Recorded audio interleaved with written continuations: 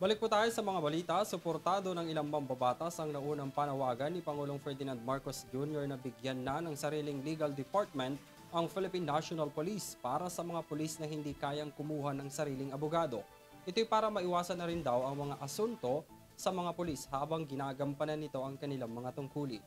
Tunghayan ang detalye ng balita sa aking report. Suportado ni Bicol Saro Party List Representative Brian Raymond Yamsuan ang naunang pahayag ni Pangulong Ferdinand Marcos Jr. na bigyan na ng sariling legal department ang Philippine National Police na makakatulong sa kanilang case build-up at maprotektahan ang mga ito sa posibleng asunto.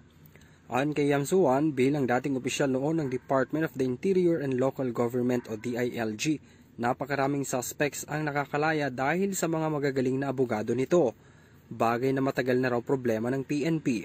Sa kanyang ikalawang command conference sa PNP, ipinag-utos na ni Pangulong Marcos na pag-aralan ang kanyang proposal.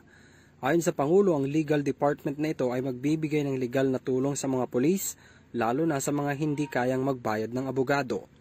Bagamat mayroon na raw legal department ang ahensya, bukod sa kulang ito sa mga staff, ay naatasan pa ng mas maraming function gaya na lamang ng contract review na sa ngayon ay hindi makayanan ng bilang ng mga kasong isinampa laban sa mga pulis.